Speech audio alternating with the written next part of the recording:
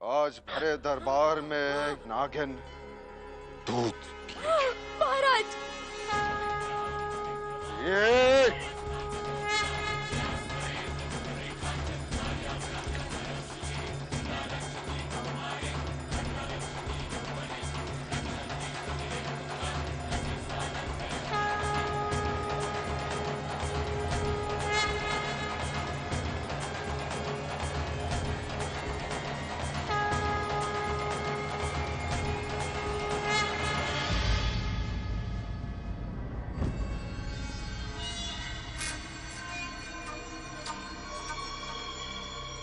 इसमें हम अकेले नहीं और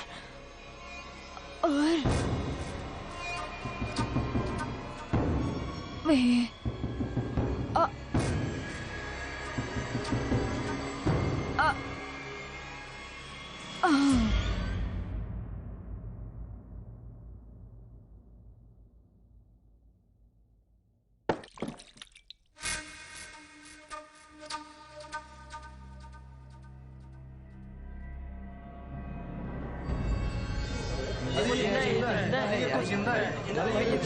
अरे ये तो जिंदा है।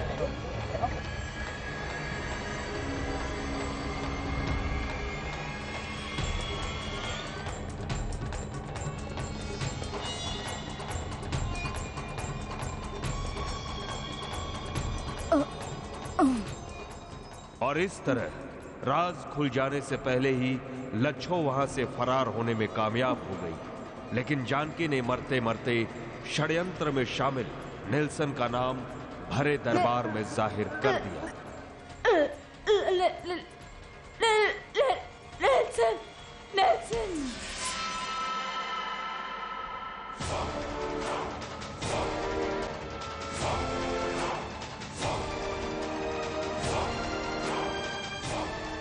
फिरंगी भी शामिल था।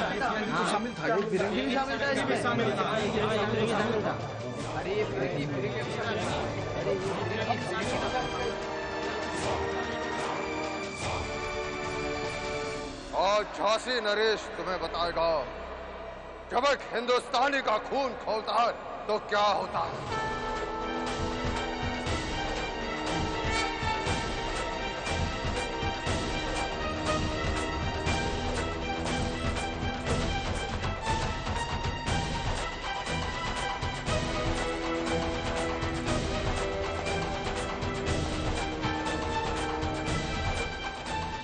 तुम हमारे पुत्र की मृत्यु देखने आए थे ना?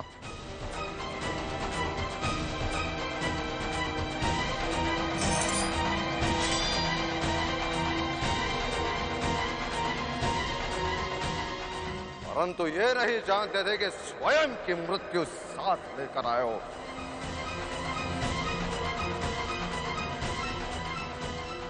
नेल्सन!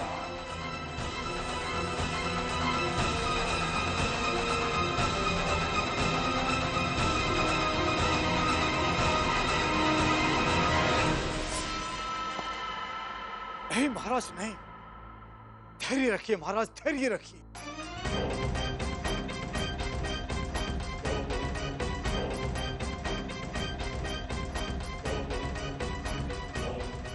इसे दंड अवश्य मिलेगा। मिलेगा महाराज, अवश्य दंड मिलेगा।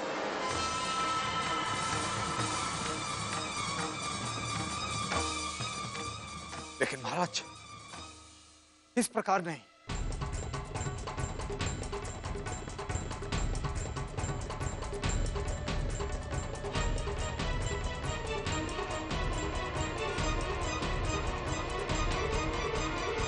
गंगाधर इस मुद्दे को लेकर फोर्ट विलियम शिकायत करने खुद पहुंचा। इस समय उसका सामना करना लॉर्ड डलहौजी के लिए भारी नजर आ रहा था। अब हमारी सहन शक्ति समाप्त होती जा रही है। यदि हम चाहे तो इस नृशंस अधिकारी को सर दरबार में हम मार सकते थे।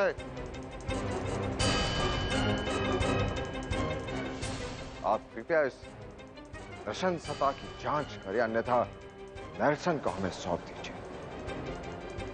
सत्य को उगलवाना हम अच्छी तरह से जानते हैं। डलहौजी जैसा कूटनीति में माहिर गवर्नर जनरल खुद को गंगाधर के सामने बेबस पा रहा था। मामले की नजाकत को देखते हुए उसने गंगाधर से माफी मांगी और यकीन दिलाया कि नेल्सन पर सख्त कार्रवाई की जाएगी।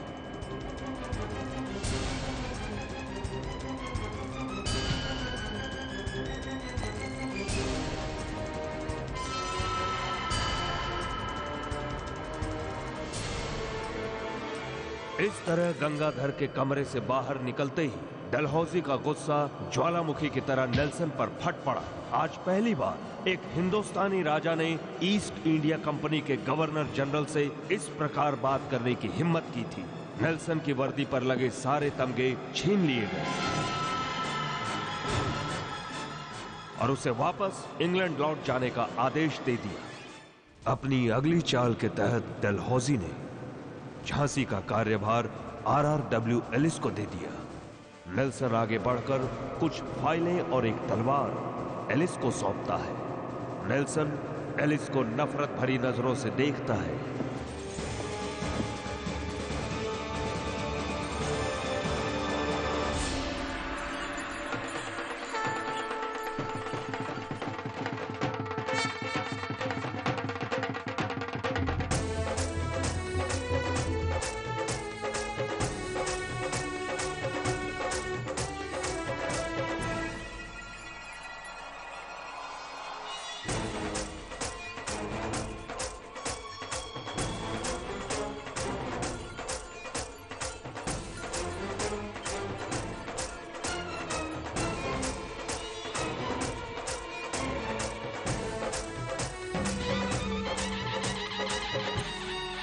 RRW एलिस को लंदन से झांसी में इसलिए भेजा गया था कि वो ईस्ट इंडिया कंपनी की छवि को सुधार सके, जिसमें एलिस एक हद तक कामयाब भी रहा।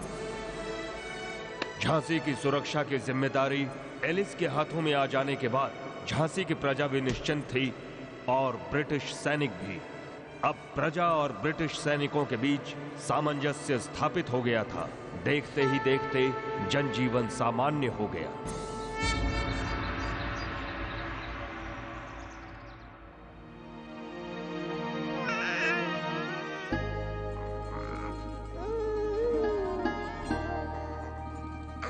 क्या बात है महारानी, आपका ध्यान कहीं और है। बुद्धि बल में एकाग्रता की आवश्यकता होती है।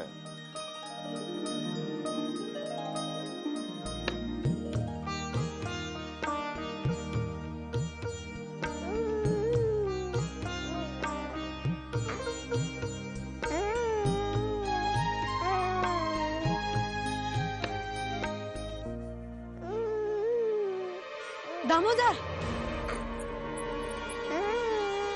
और क्या तुम एक बच्चे को भी नहीं संभाल सकती? क्षमा कीजिए महाराज। क्षमा? दूर हो जाओ हमारी दृष्टि से। नहीं नहीं महाराज, इसमें सुंदर की कोई गलती नहीं है। हमें अपने बच्चे को हमसे अलग नहीं रखना चाहिए। गंगाधर इसे छोटी सी बात समझकर भूल गए थे, परंतु लक्ष्मीबाई दामोदर के पीछे साए की तरह रहने लगी। नहीं सुंदर, हम देखते हैं।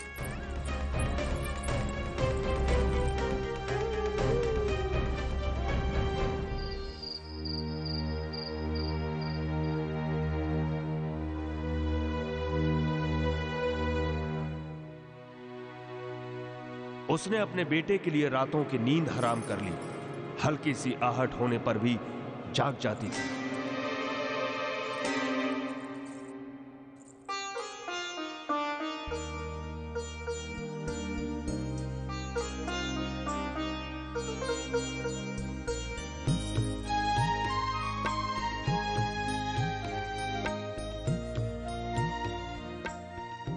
हमारा दामोदर सो गया है, अभी विश्राम कीजिए। नहीं महाराज, इतने प्राणघाती षड्यंत्र के बाद हम चैन से नहीं रह सकते। हमें तो लगता है कि स्थिति अभी भी सामान्य नहीं हुई, चाहे कुछ भी हो जाए। हम अपने पुत्र और झांसी के उत्तराधिकारी को कुछ नहीं होने देंगे, कुछ भी नहीं। हर हाल में उनकी सुरक्षा करेंगे, फिर चाहे उसके लिए हमें यमराज से ही क्यों ना लड़ना पड़े। हम लड़ जाएंगे।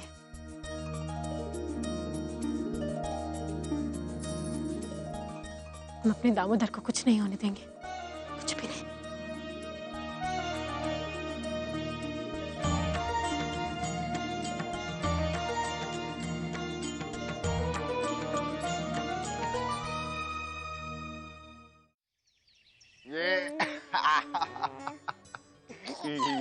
जैसे जैसे झांसी का युवराज बड़ा होने लगा, बच्चे के बड़े होने के साथ साथ लक्ष्मीबाई की चिंता भी बड़ी होती गई। महाराज, ये आप क्या कर रहे हैं? उसे चक्कर आ जाएगा। लाइए, हमें दीजिए। नहीं।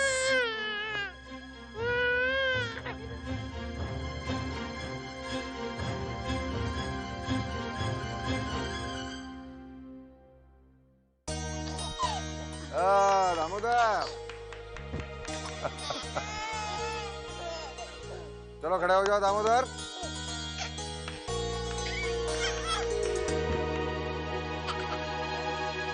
दोबारा प्रयत्न कीजिए, वो खड़ा हो जाए। नहीं, बस अब हो गया। नहीं। लक्ष्मी,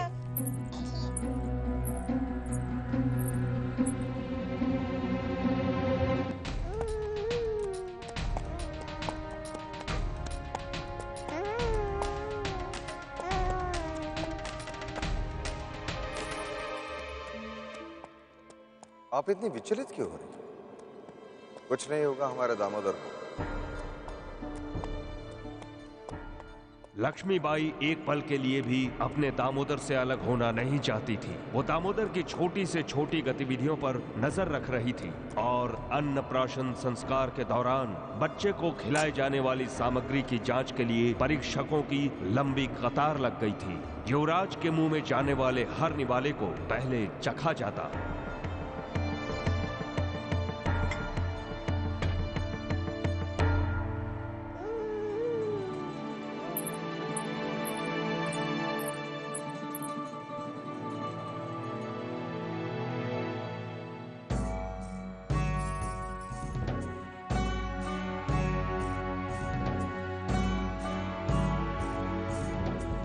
केवल एक ही व्यक्ति को दामोदर के करीब जाने की स्वतंत्र अनुमति दी गई थी और वो था आनंद निवालकर, गंगाधर के चचेरे भाई का पुत्र। वही हमेशा युवराज दामोदर निवालकर के साथ निरंतर रहता।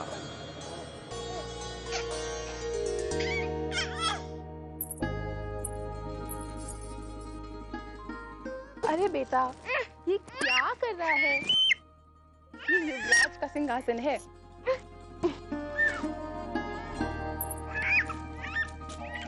इन्हें अलग मत करो, ये कृष्ण और बलराम की जोड़ी है। ऐसे नहीं मानेंगे।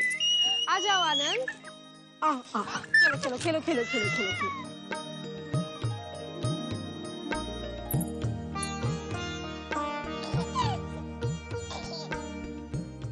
गंगाधर की इस मुस्कान के पीछे हल्का सा डर भी छिपा था। गंगाधर को लक्ष्मीबाई के बच्चे की सुरक्षा के प्रति जुनून उसे अंदर ही अंदर विचलित किए दे रहा था।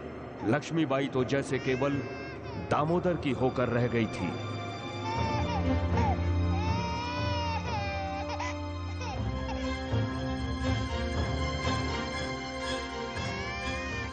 नहीं दामोदर,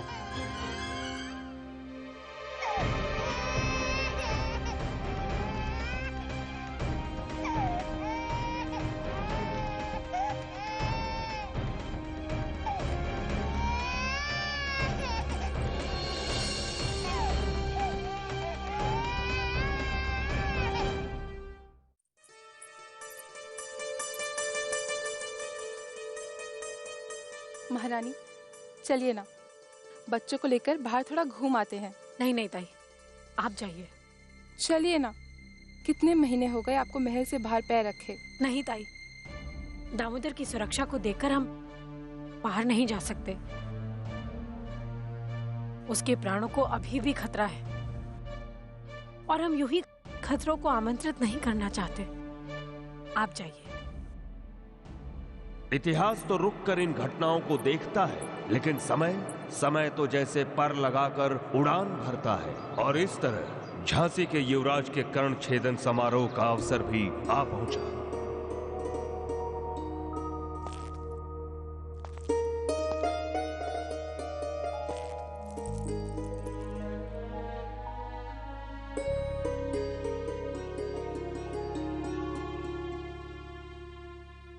हमारे विचार से दामोदर के कर्ण छेदन संस्कार हो जाने चाहिए।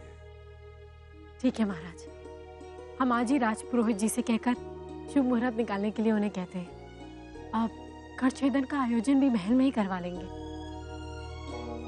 नहीं महाराज, कर्ण भेदन संस्कार महल में नहीं, कुलदेवी के मंदिर में होता है।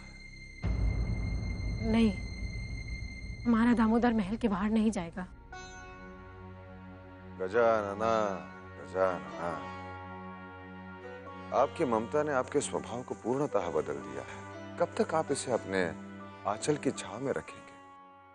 महाराज नहीं, हम आपकी ममता का सम्मान करते हैं लक्ष्मी, परंतु आपकी मातृत्व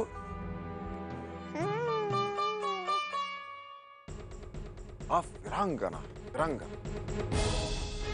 किसी भी परिस्थिति का सामना कर सकती हैं आप। हम जानते हैं कि बच्चे की चिंता करना बुरी बात नहीं है, परंतु उसका उन्माद ठीक नहीं है लक्ष्मी।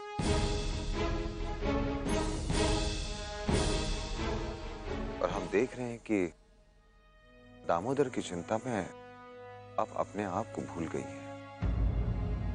कहां गई हमारी लक्ष्मी बाई, जो पर्वतों का सीना चीरने का अदम्य साहस रखती थी? आपकी लक्ष्मी आज भी वैसी ही है जैसे पहले थी, परंतु दामोदर महाराज केवल हमारा ही पुत्र नहीं, पूरे बुंदेलखंड का भविष्य है। शत्रुओं से तो फिर भी निपटा जा सकता है, परंतु मित्र के भेष में छिपे हुए शत्रुओं से बचाना है इसे। देखिएगा महाराज, हम अपने दामोदर को कुछ नहीं होने देंगे। कुछ नहीं होगा इसे। हमारे दामोदर को कुछ नहीं होगा लक्ष्मी। कर्ण भेदन संस्कार के लिए हमें उसे कुलदेवी के मंदिर में ले ही जाना होगा, क्योंकि वो हमारी परंपरा है, हमारी रीति है। आप व्यर्थ चिंता करिए, और वैसे भी राव दुलाजो हमारे साथ हमारी सुरक्षा के लिए चल रहे हैं। अपनों से इतना धोखा खाया है, यह विश्वास शब्द में भी विश्वास नहीं रहा। सचमुच इस समय तो ऐसा लग रहा था जैसे भविष्य लक्ष्मीबाई के होठों से फूट रहा हो, क्योंकि गंगाधर आने वाले खतरे से अनजान था। वो आस्तीन के सांप पर भरोसा कर रहा था। राव दुल्हाजू की असलियत अब तक उन पर जाहिर नहीं हुई थी।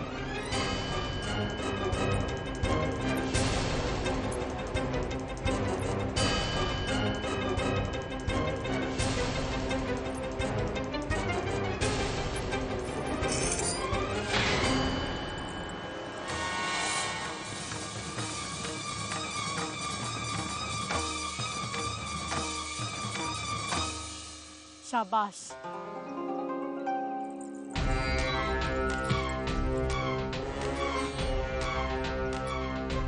राव दुल्हाजू जी, आपके सुरक्षा दस्ते के सैनिक सचमुच अचानक हुए आक्रमण का सामना करने के सक्षम हैं।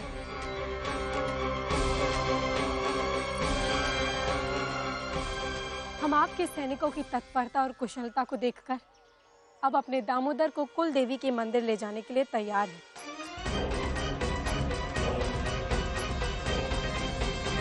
महारानी युवराज को लेकर कुलदेवी के मंदिर जा रही है।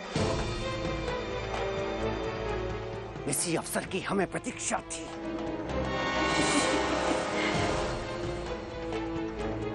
हमारा इंतजार अब रंग लाया है। अब हम वार करेंगे। हाँ, अब